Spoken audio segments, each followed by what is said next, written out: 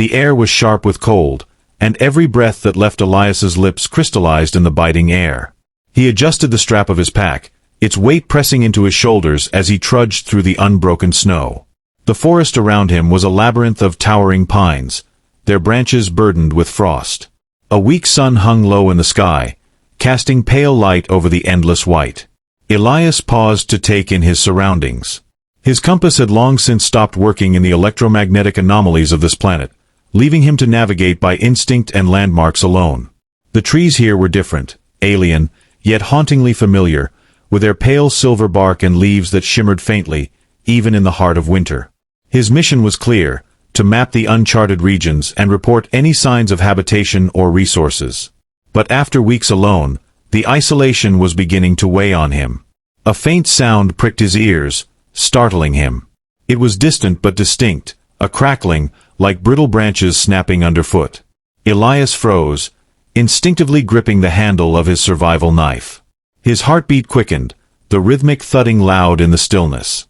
He scanned the forest, eyes darting between shadows, the oppressive silence amplifying every minor noise. Then he saw her. At first, she seemed like another tree, a massive silhouette blending seamlessly with the towering forest. But as she moved, the illusion shattered. She was enormous, standing well over twice his height, her form cloaked in layers of dark, fur-like material that seemed to ripple with the wind. Her features were stark and alien, yet eerily human-like. Her skin a shade of blue so deep it seemed to drink the light around her. Her hair cascaded down her back in wild, snow-dusted waves, and in her hand, she held a weapon, a massive, curved sword that gleamed wickedly even in the dim light. Elias's breath caught. His first thought was of predation. She was a huntress, and he was her prey. The giantess turned her head sharply, her piercing eyes locking onto him. They were luminous, like pools of molten silver, and they glowed faintly as she studied him. The intensity of her gaze sent a chill down Elias's spine, even more potent than the icy wind. Instinct screamed at him to run, but his legs refused to move. She stepped closer, the snow crunching loudly under her enormous boots. Each movement was deliberate, almost predatory, her sword resting lightly against her shoulder. Elias tightened his grip on the knife, though he knew it was futile. Against something of her size and strength, he might as well have been holding a toothpick. She stopped a few paces away, tilting her head as if considering him. For a moment, neither of them moved. The forest was utterly silent, as if the world itself were holding its breath.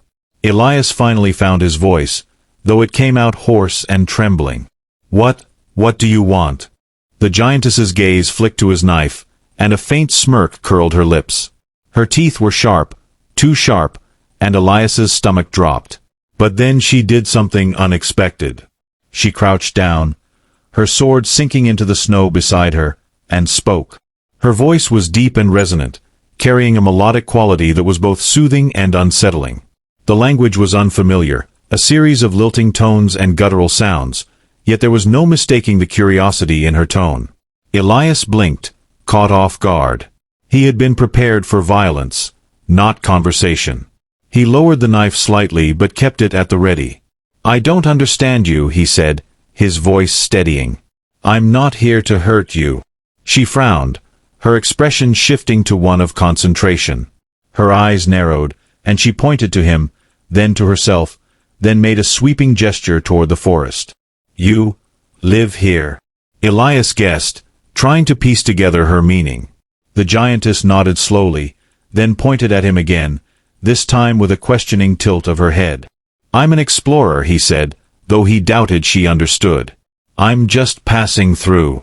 She didn't respond but seemed to consider his words. Her gaze flicked to the pack on his back, then to the knife in his hand. With a sudden movement, she reached out, her massive hand darting toward him. Elias flinched, raising the knife defensively, but she didn't touch him.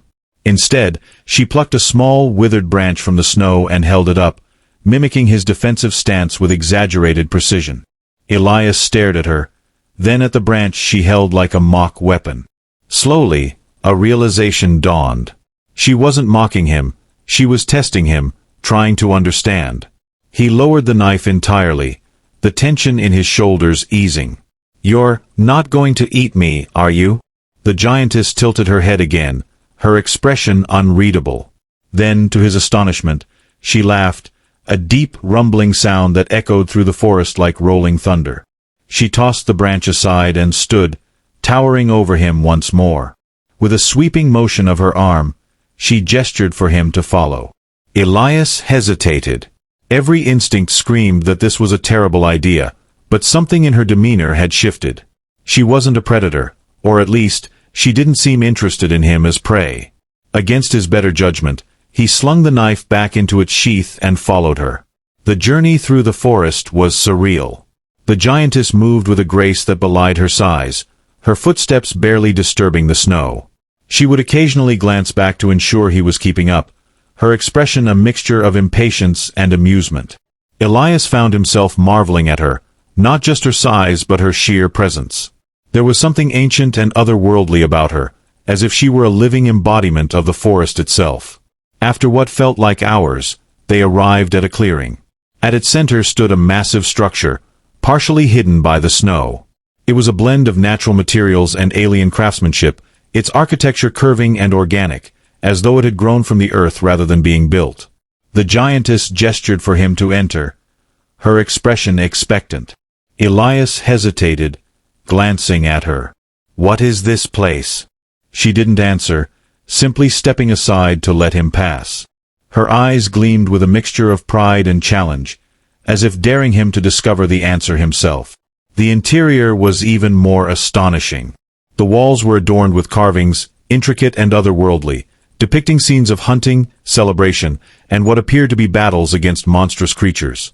The air was warmer here, tinged with a faint, earthy aroma that reminded him of pine and loam.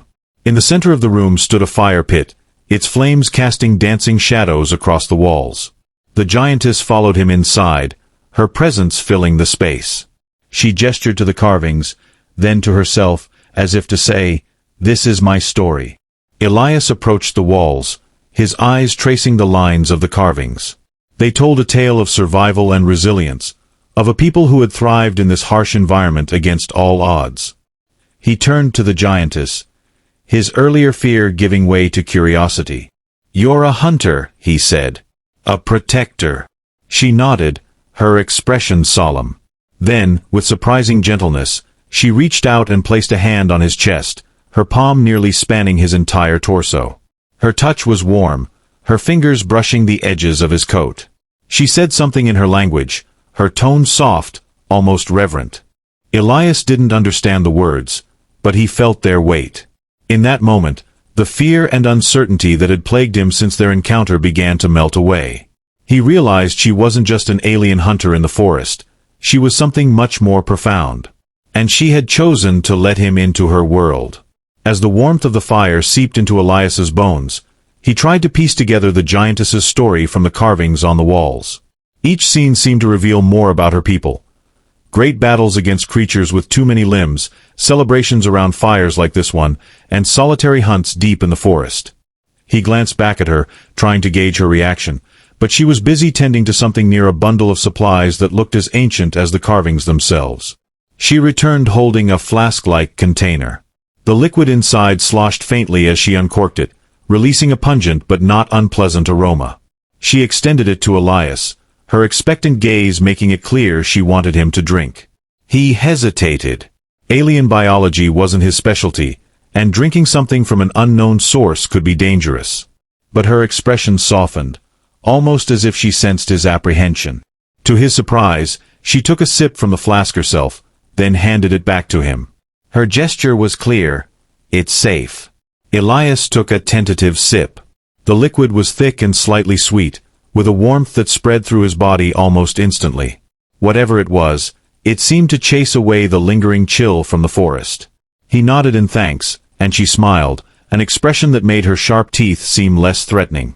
As they sat in the firelight, Elias decided to take a risk. He gestured to himself and said, "Elias." Then he pointed at her, raising an eyebrow in question.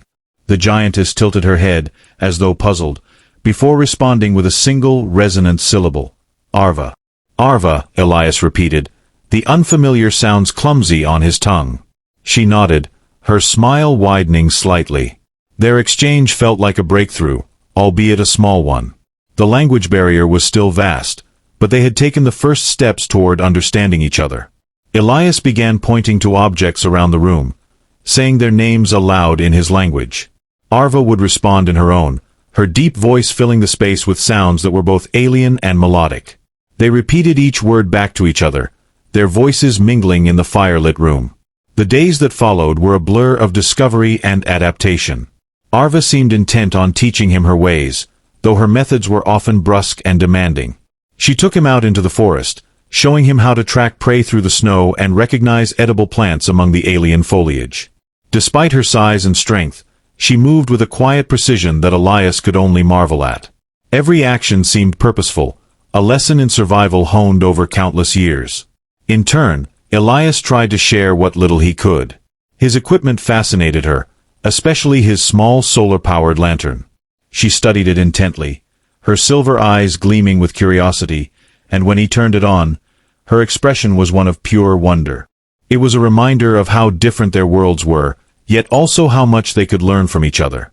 But not all their interactions were easy. There were moments of tension, misunderstandings that led to frustration on both sides. Arvah's temper was as sharp as her sword, and Elias quickly learned to tread carefully when her patience wore thin. Yet, even in those moments, there was a strange camaraderie between them, a bond forged in their shared isolation. One night, as they sat by the fire, Arvah motioned for Elias to follow her outside. The storm that had raged through the day had finally passed, leaving the forest bathed in a crystalline stillness. She led him to a high ridge overlooking the valley, the moonlight reflecting off the snow like 1,000 tiny diamonds. She pointed to the horizon, where the faint outlines of distant mountains loomed. Her expression was somber, her voice low as she spoke words Elias couldn't understand. But her tone carried an undeniable weight, as though she were sharing something deeply personal. Elias listened, even if he couldn't grasp the meaning. He watched her face, the way her eyes softened and her lips pressed into a thin line. When she finished, she turned to him, her gaze searching. It was a look he recognized, a plea for understanding. "I wish I knew what you were saying," Elias said softly. "But I'm here. I'm listening." Arvah held his gaze for a long moment before nodding. She reached out and placed a hand on his shoulder, her touch firm but reassuring. Then, without a word, she turned and began the trek back to their shelter. The next morning, Elias awoke to the sound of distant howls. He sat up abruptly, his heart racing. Arvah was already on her feet, her sword in hand, her expression tense. She barked a single word, sharp and commanding, and gestured for him to stay behind. Elias didn't listen. Grabbing his knife, he followed her into the forest, his breath clouding in the frigid air. The howls grew louder, accompanied by a guttural snarling that made the hair on the back of his neck stand on end. They emerged into a clearing where a pack of creatures had gathered. They were unlike anything Elias had ever seen, hulking, four-legged beasts with elongated snouts and eyes that glowed like embers.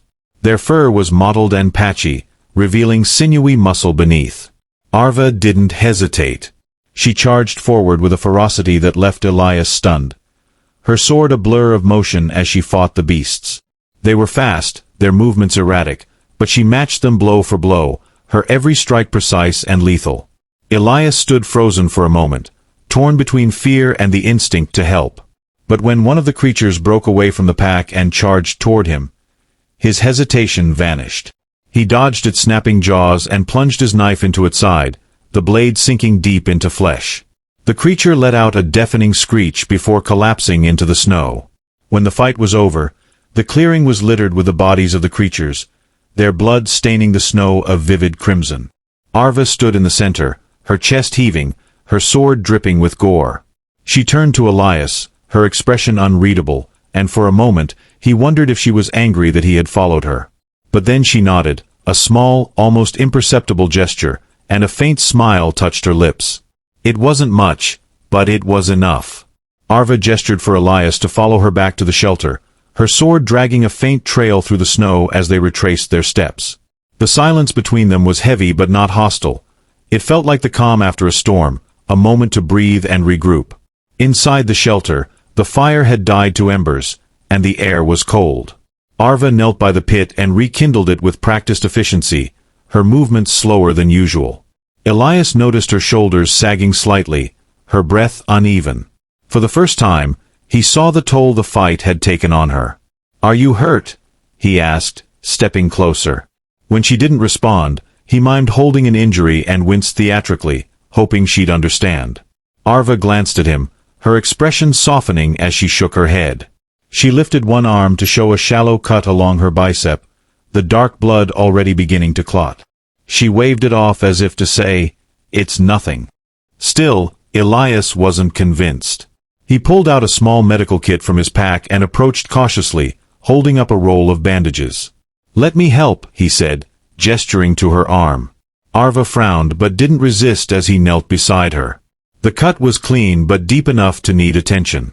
As he worked, she watched him with a mixture of curiosity and amusement, her luminous eyes following every movement. When he finished, he stepped back and gave her a thumbs up, a gesture that seemed to baffle her. "You'll be fine," he said with a grin. "Just try not to get into any more fights today, okay?" She didn't understand his words, but his tone and smile seemed to convey enough. She chuckled softly, a low, rumbling sound that made the room feel warmer, and nodded. The days that followed settled into an uneasy rhythm. The attack had left Elias shaken, a stark reminder of the dangers lurking in the forest. Arvah seemed more alert, her movements sharper, her gaze constantly scanning the horizon. She began teaching Elias more about her world, using gestures and simple words to convey the nuances of survival in the harsh environment. One evening, as they sat by the fire, Arvah retrieved a small bundle from her belongings. She unwrapped it to reveal a series of intricately carved wooden figures, each one no larger than Elias's hand. They depicted various creatures, some resembling the beasts they'd fought, others completely alien. She handed one to Elias, a figure of a towering humanoid, unmistakably a representation of her kind. The carving was exquisite, every detail painstakingly rendered.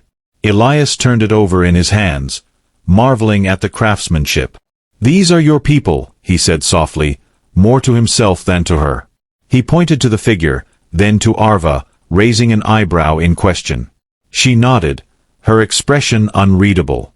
Then she picked up another figure, a creature with 6 limbs and a serpentine tail, and held it up beside the first. Her tone grew serious as she spoke, gesturing between the two figures. Though Elias couldn't understand her words, he grasped the implication. Her people and the creatures were adversaries. Elias thought back to the carvings on the walls of the shelter, the battles depicted in painstaking detail. He realized that the fight they'd faced in the forest was just a fragment of a much larger struggle. "You're still fighting them," he said, his voice barely above a whisper. "A war." Arvah's eyes met his, and in that moment, he saw the weight of it, the responsibility, the loss, the unyielding determination. She placed the figures back in the bundle and wrapped it carefully before setting it aside. Then she turned to him, her gaze steady. Elias didn't know what to say. He wasn't a soldier, wasn't equipped to face the challenges she dealt with daily. Yet, for reasons he couldn't fully explain, he felt a growing need to help her. The turning point came one morning when a low, mournful sound echoed through the forest. Arvah froze, her head snapping toward the direction of the noise. She barked a single word, sharp and urgent, and grabbed her sword. Elias didn't need to understand the language to know something was wrong. He quickly gathered his gear and followed her, his heart pounding as the sound grew louder. It wasn't like the howls from before. This was deeper, more resonant, a sound that seemed to reverberate through his chest. They emerged into a clearing to find a massive creature, a 6-limbed monstrosity with gleaming black eyes and chitinous armor. It was unlike anything Elias had ever seen, its sheer size dwarfing even Arvah. The creature stood over a fallen giantess, one of Arvah's kind, who lay motionless in the snow. Arvah let out a fierce cry and charged, her sword raised high. The creature turned to face her, its movements unervingly fluid for something so large. It lashed out with a clawed limb, but Arvah ducked beneath the blow and struck its side, her blade glancing off the armored plating. Elias didn't think, he just acted. He pulled a flare gun from his pack, aimed, and fired. The bright red flare struck the creature's face, eliciting a shriek of pain as it reared back, its claws raking the air blindly. "Arvah, now!" Elias shouted, hoping she'd understand. She didn't waste the opportunity. With a swift, powerful strike, she drove her sword deep into the creature's exposed underbelly. The beast let out one final, piercing wail before collapsing into the snow, its body convulsing once before going still. Arvah stood over the creature, her chest heaving, her sword coated in black ichor. She turned to Elias, her expression unreadable, and then back to the fallen giantess. Dropping her weapon, she knelt beside the motionless figure, her hands trembling as she checked for signs of life. Elias approached cautiously, his heart sinking as he saw the grief etched on Arvah's face. The other giantess was gone. Arvah let out a low, keening sound, a mournful cry that echoed through the clearing. Elias stood beside her, unsure of what to do. He placed a hand on her arm, hoping to offer some small comfort. She didn't pull away, but her eyes remained fixed on her fallen comrade. In that moment, Elias understood the depth of her struggle. She wasn't just a hunter or a protector. She was a warrior in a battle for survival, a battle that was claiming the lives of her people. And now, he was a part of it. Arvah remained kneeling beside the fallen giantess for what felt like an eternity. Her mournful cry had subsided, but her body language spoke of a pain far deeper than Elias could comprehend. The loss was palpable, hanging in the air like a physical weight. Elias glanced at the fallen creature nearby, the massive, six-limbed beast that had taken the life of Arvah's comrade. Its grotesque form lay twisted in the snow, the ichor pooling around its body steaming faintly in the cold air. He didn't know if this was a regular occurrence for Arvah or if this loss carried a particular weight, but he felt an obligation to help her carry it. Carefully, he crouched beside her. "We can't stay here," he said softly, knowing she wouldn't understand the words but hoping his tone would reach her. "We need to go." Arvah didn't move for a long moment. Then, with a deep breath, she placed a hand on the shoulder of the fallen giantess, murmuring something in her language. Her tone was reverent, almost like a prayer. Finally, she stood, her movements deliberate and heavy. She glanced at Elias, her eyes red-rimmed but steady, and nodded. Together, they gathered what they could. Arvah retrieved the fallen giantess's sword, a weapon nearly as large as Elias, and buried it point down in the snow, marking the spot like a grave. Then, with one last lingering look, they left the clearing. The journey back to the shelter was silent, the atmosphere heavy with grief and exhaustion. When they finally arrived, Arvah slumped against the wall, her usual stoic demeanor cracking under the weight of the day's events. Elias busied himself stoking the fire, giving her space while he tried to make sense of everything. The giant creatures, the battle, the loss, it was all too much. He was an explorer, not a warrior. His mission was to gather data, not to fight or mourn the dead. Yet, here he was, pulled into a conflict he barely understood, standing beside someone whose world had been shattered. As the firelight grew stronger, Elias sat down across from Arvah. He wanted to say something, anything, but words felt hollow. Instead, he reached into his pack and pulled out a small, sealed container of tea. It was a luxury he'd been saving for the coldest nights, but now it felt like the right moment. He set about brewing it, using a small portable heater to heat the water. The scent of the tea filled the air, a blend of earthiness and spice that reminded him of home. When it was ready, he poured it into a metal cup and held it out to Arvah. She looked at him, her expression unreadable, before taking the cup. Her massive hands dwarfed it, but she handled it delicately. She sniffed the liquid, her nose wrinkling slightly, and then took a tentative sip. Her eyes widened in surprise, and for the first time since the battle, a faint smile touched her lips. Elias chuckled softly. "It's not much, but it helps," he said, raising his own cup in a silent toast. They sat in companionable silence, the warmth of the tea and the fire pushing back the chill of the night. For a brief moment, the weight of the day seemed to lift, replaced by a fragile sense of peace. The next morning, Arvah was different. She rose early, her movements brisk and purposeful, as if she had come to a decision during the night. She retrieved her sword and began sharpening it with a stone, the rhythmic scrape echoing through the shelter. Her eyes were focused, her jaw set. Whatever grief she had carried the day before, she had now turned into resolve. Elias watched her, unsure what to make of the change. When she finished sharpening her weapon, she turned to him and gestured for him to gather his things. Her expression left no room for argument. "Where are we going?" he asked, even though he knew she couldn't answer. He slung his pack over his shoulder and followed her out into the forest. Arvah led him deeper into the wilderness than they had ever gone before. The terrain grew rougher, the trees denser, and the snow deeper. She moved with a sense of purpose, her every step confident, as though she knew exactly where she was headed. After hours of trekking, they reached a ridge overlooking a vast expanse of jagged cliffs and ice-covered rivers. Nestled within the cliffs was a structure, a massive, fortress-like building that seemed to grow out of the rock itself. Its architecture was similar to the carvings in Arvah's shelter, with sweeping curves and intricate patterns, but it was far grander in scale. Arvah stopped and turned to Elias, her expression somber. She pointed to the fortress, then to herself, and then to him. Her meaning was clear: "We're going in together." Elias's stomach churned. He had no idea what lay ahead, but the fortress radiated an air of danger. Still, he nodded. "Let's do this," he said, gripping his knife tightly. The entrance to the fortress was guarded by towering statues, their features worn by time but still imposing. Arvah approached them without hesitation, muttering something under her breath.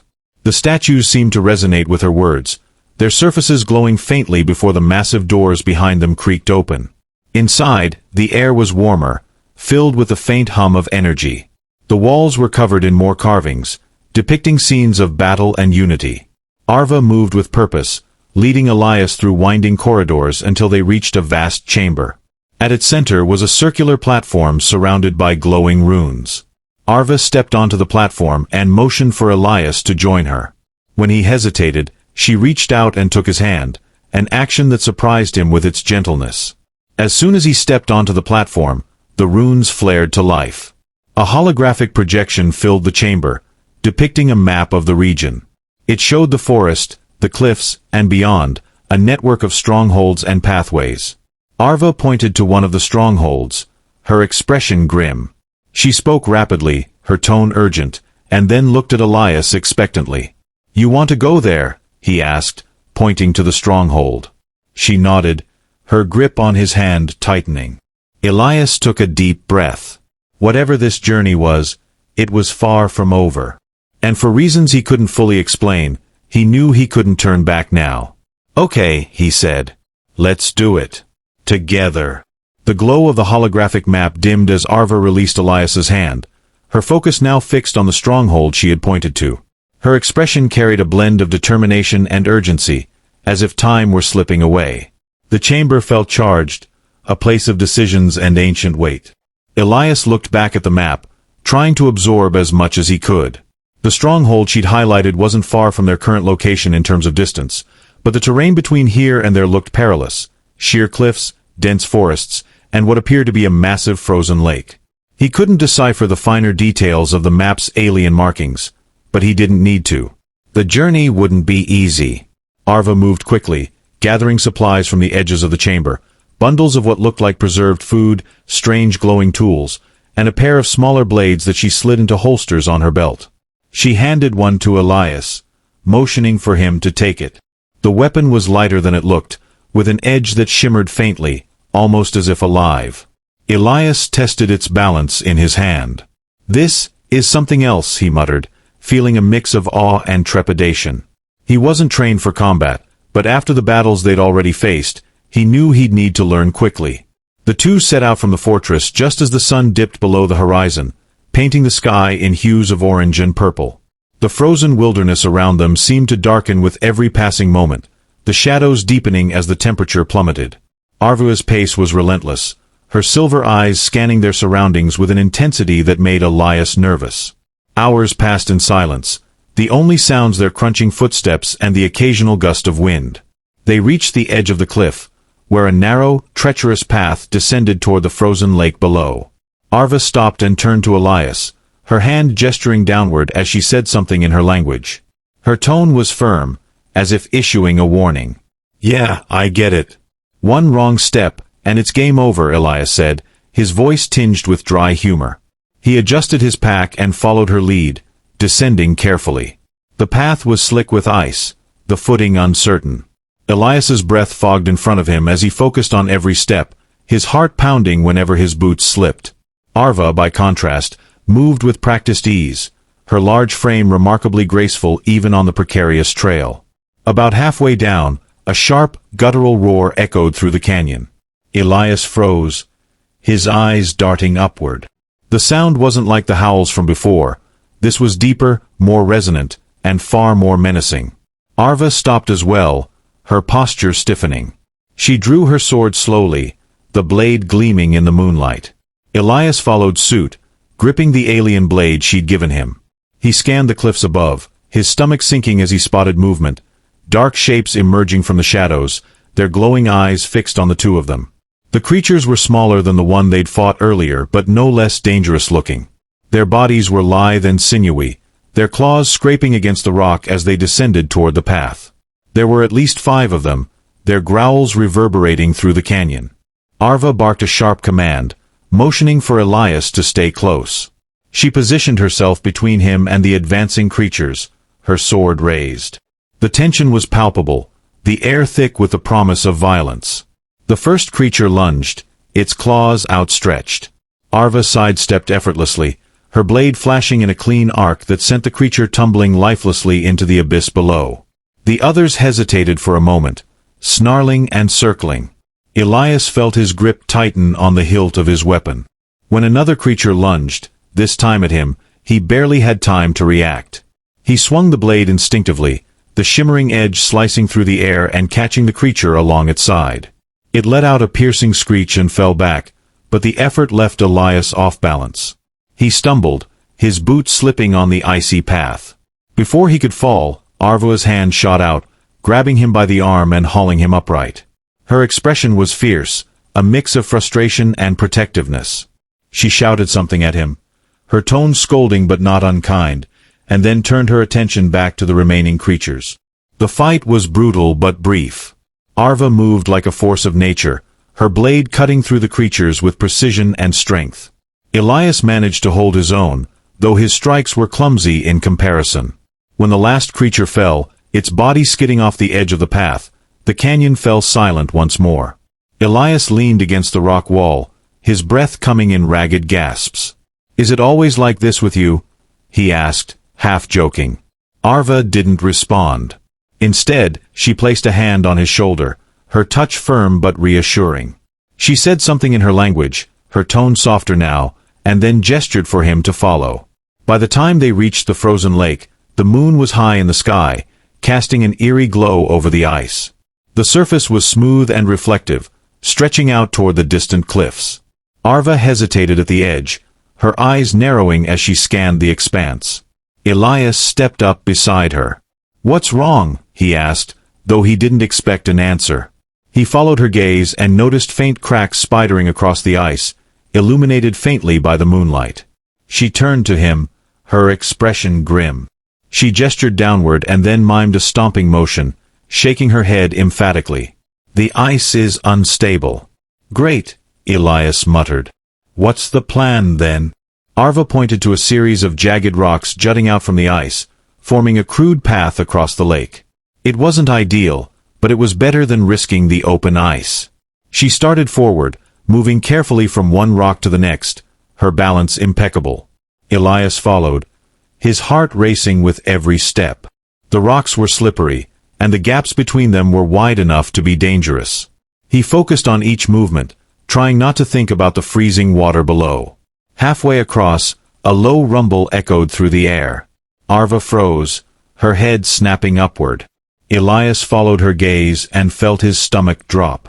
Something massive was moving beneath the ice.